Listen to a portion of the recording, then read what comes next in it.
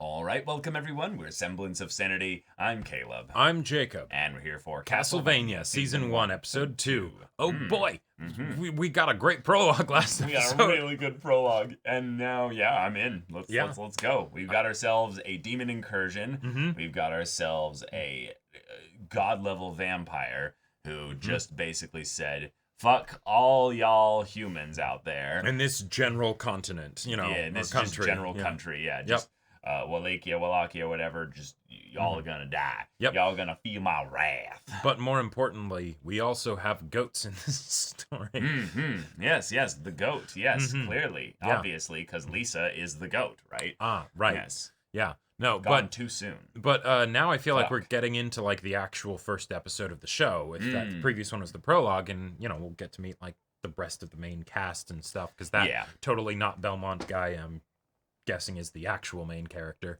But I think he'll need some friends if he wants to actually fight back against Dracula. Dracula's maybe son. Yep. Possibly. Yep. Possibly. Yeah. I would very much also like to see they all meet in a tavern kind of moment, or they all have to fight outside the tavern before they become friends kind of thing, with let's assemble a classic, dungeon raiding, castle smashing party, Yes. And then see what everyone's skills are and what they bring to the table here. Exactly. But y'all, without further ado, let's get into this. It's all about these old families. There we go, okay. Like the Belmonts. He's a little inebriated. All the power. Go to war with each other. Who's caught in the middle? Where'd you I love come this guy's voice. Well, out of your hand, according to you. You came from shit. I came from shit. We all came from shit. Sorry, can I get my ale? It's just that I think I'm sobering up. All right. We want to see some coin from you now. Right. No. What's that on your chest? My shirt. Just one more tankard, eh? Something to keep me warm while I find a tree to sleep under. That's a Belmont crest. Really? Look, here's the money. You're a Belmont, aren't you? Now, you're a Belmont. This is all your fault. I don't know what you're talking about. Everyone knows. The Belmonts dealt in black Ah. magic. The Belmonts dealt with monsters. The Belmonts fought monsters, son. Oh. So I'm told. Brooks. Banished. Disowned. Their lands taken because they were evil. Evil. And we got a now Witcher Dracula's hordes situation. are abroad in the land. And whose fault is that? Well, the people that killed all the Belmonts who could have fought back. Yeah. I'm leaving. Okay? I'm leaving now. So you can lead your monster friends back here. So I can find somewhere to piss and somewhere else to sleep. Yeah. Confess, and I'll make it quick. What's your name? Jesus of Nazareth. Look, I'm carrying a Oh, he's got a whip. sword and a whip. Try again. Now.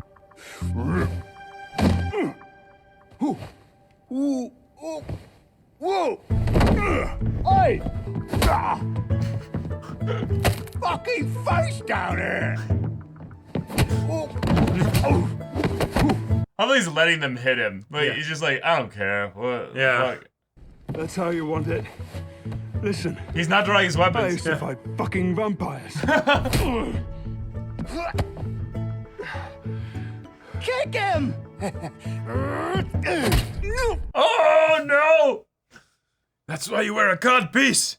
I'm Trevor fucking Belmont. And I've never lost a fight to man, nor fucking beast.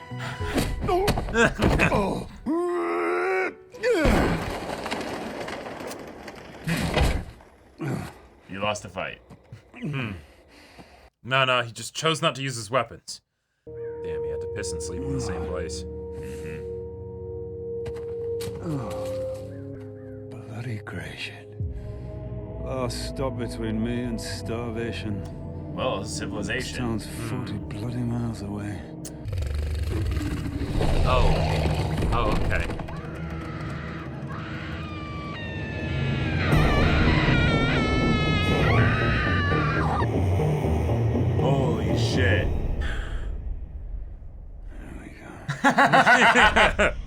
It's like, all right, for fuck's sake, okay.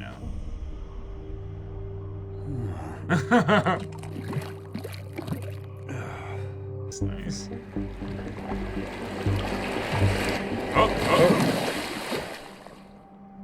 God forbid you should warn anyone before emptying your fucking shit pots.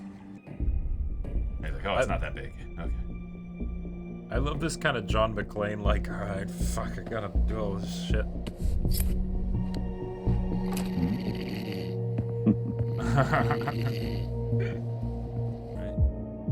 Jeez, and just... Yeah, dead everywhere.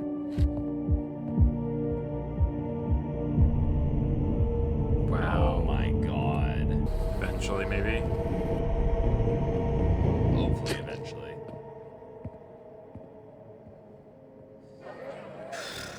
We got a tribe of speakers in the city. Oh. Once we've done what needs to be done, the demons will leave us alone. Oh, see, that's the stuff on the... That's the weird shit, the entrails and all that. They're doing the heads on the spikes and everything. Yeah. There's an old story, the sleeping soldier. They say he was a great hero hundreds of years ago, and now he sleeps under the catacombs. I think he'll come back. Really? Oh yes, but keep it quiet. The new bishop hates the old wisdom. Dracula's monsters come at night, but the bishop's men come in the middle of the day. Oh. All right. Oh, yeah. I warned you. You can't say I didn't warn you. Anyone can see that we are not responsible for what befalls Gresham. No, keep walking. So now, speakers don't help. Speakers are tainted. You attract that's a evil, speaker, and okay. you and yours were told to be out of Gresham by sunset. And see, the sun is up. Will killing an old man make you less scared of the dark? I don't know. Maybe it'll just make me feel better. Use the whip. Yeah. Ah, hell yeah, that's some Indiana Jones shit. Yeah. Seriously? I'm out of practice, but I'm stone cold sober. Someone will get bad hurt. mood. Yep.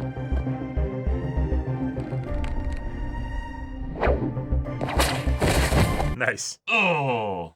Game wise,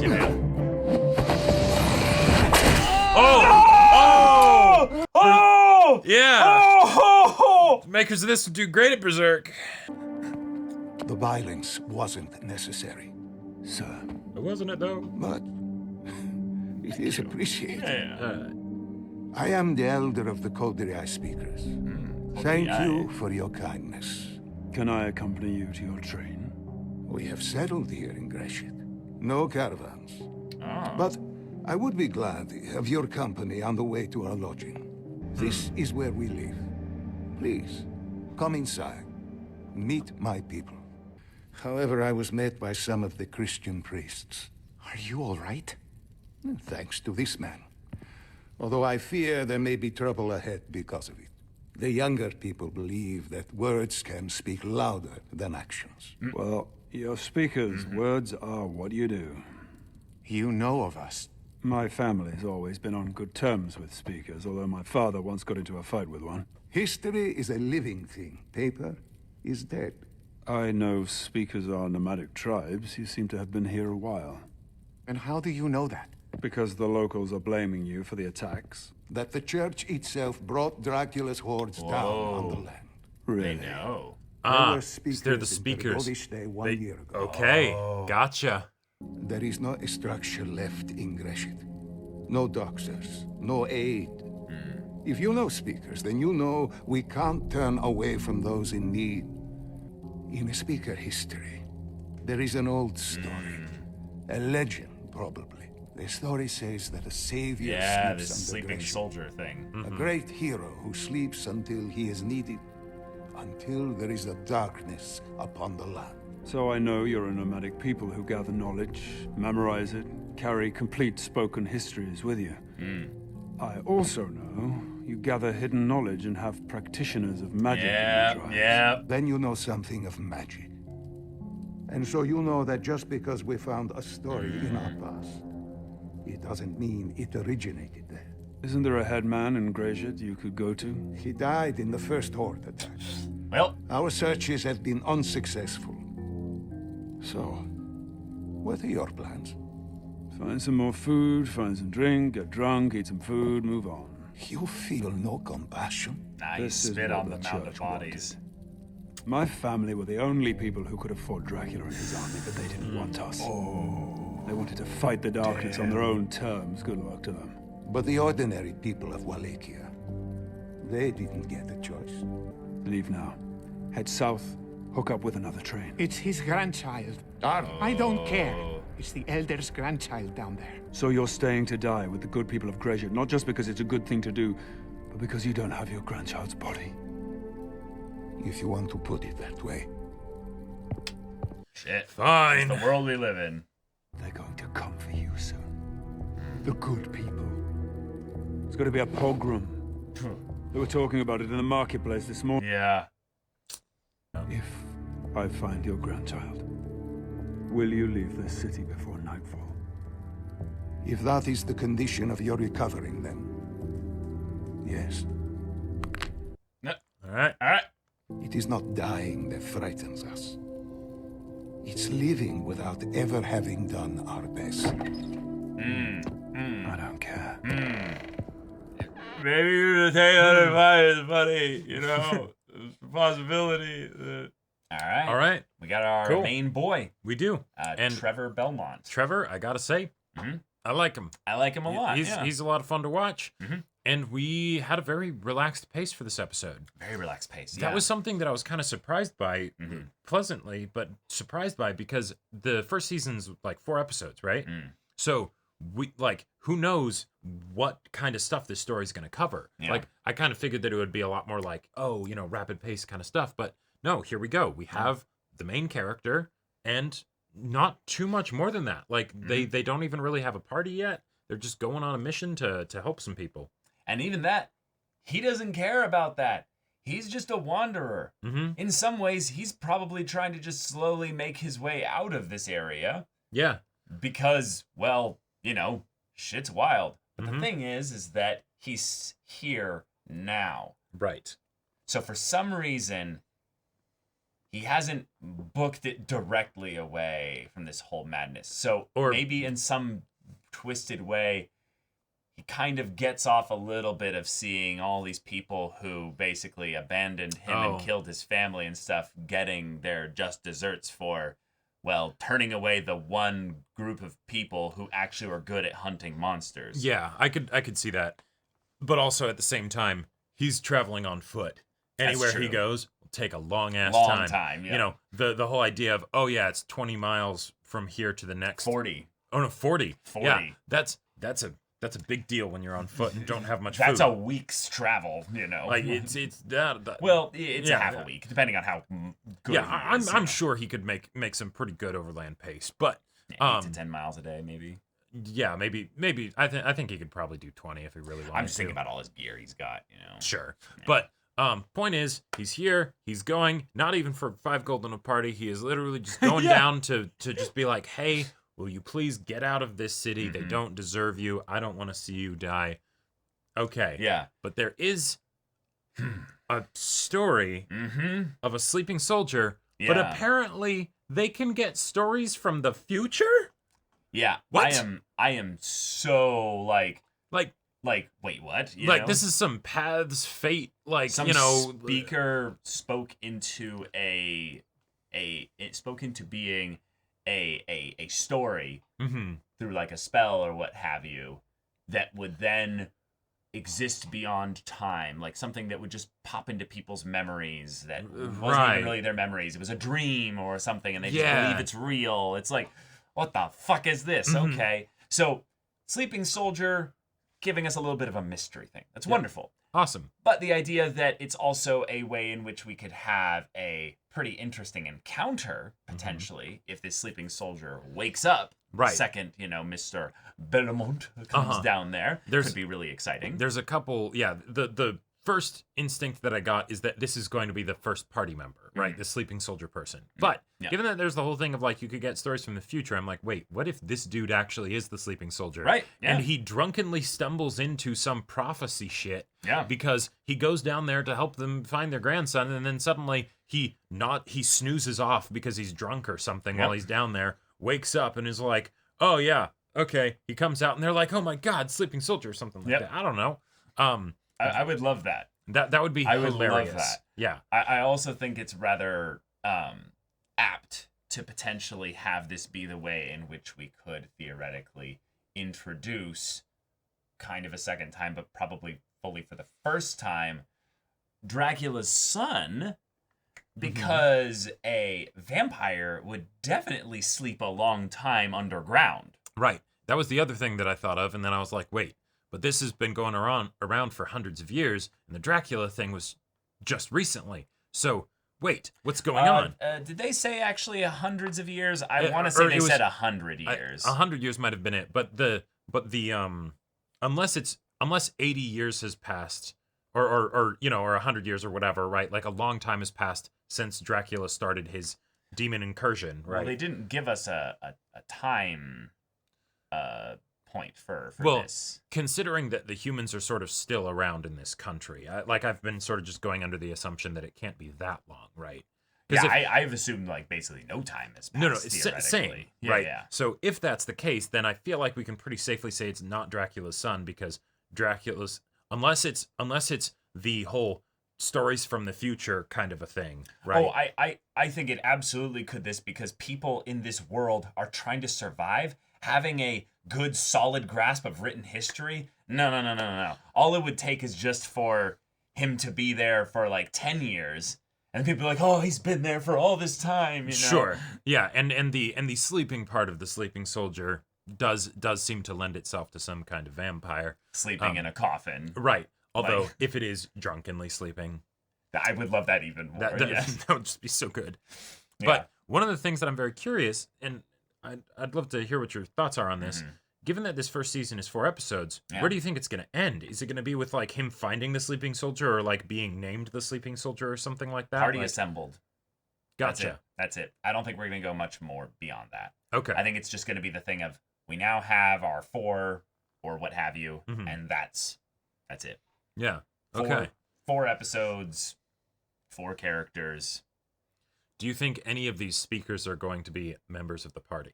Oh, I think 100% the grandchild is going to be. Yeah, I could see that. Like, I definitely think that makes sense. Yeah, if he's the type that would actually go off on his own into potentially dangerous territory and stuff, then maybe he's the kind of person that would, be able to handle themselves / fit in an adventuring group. Sure. And the idea, the speakers themselves just seem very cool to me, so I like the idea of one of them sticking around. That way they have a presence in the story moving forward. It also sets up a really cool way to talk about the difference in philosophy between someone like Trevor and a speaker. The speakers are very, very generous, and they're not self-serving, right? In a way that is antithetical in every way to Trevor, who very much has only he, himself, and I, thinking about in his mind there. And thus we see that dissonance for when he seems to care for the speakers by being like, no, you guys should leave. Because I think the thing that he showed character-wise this episode is that he doesn't want to kill any humans. He's had multiple opportunities where humans were being assholes to him. And he didn't. And he showed restraint, as the cost to himself, main speaker priest guy showed. Yes. Not as much cost really when he was sober, but when he was drunk, his testicles got a thorough blasting there. Yeah. They cast foot quite a few times. Exactly. On his balls. Yep. But okay, I really like this setup. And now I'm just curious to see how it goes from here moving forward. I really like that the story of the prologue of Dracula's getting vengeance for his wife who was burned at the stake by the church, that information is still known by some, and specifically by our main character. Because that would be a damn shame if all that beautifully words fail me, but all the craziness of that first episode was lost in the memories of the characters. I don't feel like we needed to tell him here. I feel like it's the kind of thing where if you're going to have potentially Dracula's son in the story, that he could easily you literally don't need to have. That's like, a good point. Like it passed along through the speaker here. I feel like in general we're set up to have basically the perfect all the characters in this eventual party will be opposites. We're gonna have the nihilist Trevor Belmont, who's just like, I don't give a fuck about any of these people, but I'm not a man with a mission. I'm just a wanderer and stuff. And then you can have the son of Dracula, who's burdened with glorious purpose, but not like glorious, but more like idealistic. I need to save my father. Right. And then you can have the speaker, who's just like, we need to save people. Like we need to save practical people. Boots on the ground, kind of And then the other person that would fit into that quartet. Could be theoretically the sleeping soldier, if we want to go for the sleeping soldier just being completely different. Someone else, thing there. That could be cool. I would very much want if we have like a party in this regard, like an actual tank. I need like some kind of big, thick. Trevor's testicles have tanked pretty that's well true. so that's far. That's true. Yeah. You know, and he has 2 of them. Yeah. Maybe not anymore, but they can toggle aggro. Right. Left, right, left, swap, right. Yeah. Just throw a taunt out every once in a while with a little bit of pelvic thrusting. I absolutely could see Trevor being the kind of person who's like, fuck you, and my balls say fuck you. Right. Of course, I'm going to moon you, not shine the sun on you. My particular preference of what I would love to see from a party member is someone who can match/combat Trevor's energy, not in the sensible way, but in the sass way. In the sass and even less sensible way. Where the two of them can just oh yeah, the speaker and the son of Dracula are being all noble and everything. Oh, fuck them, Yeah, someone who's a little bit more gritty and grimy, and, exactly, and dirty and I definitely get that vibe. If our cast is going to then go fight God in order to stop the demon apocalypse, right? We gotta have this. We gotta keep that scrappy level high. And Trevor is very, very competitive on his scrappy scale, right? He's pretty high up there.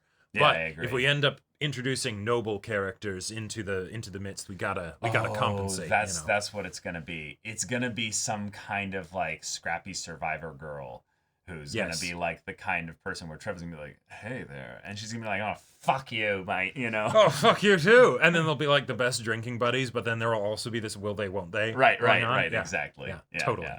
Love that. But y'all, thank you so much for watching this episode's reaction and discussion. If you want to see the next episode's reaction and discussion right now, though, go check out the link in the description below for our Patreon. You can get on early access there. You can watch full-length timer reactions there, and all this comes with Discord access. You can chat with us in the community there about this show, about other shows in general, and also be sure to check out our Twitch channel. We stream every weekday. The info's in the description. Yes, if any of that interests you, we'll see you there. But until then, we're Semblance of Sanity. I'm Caleb. I'm Jacob. And we'll see you all next time.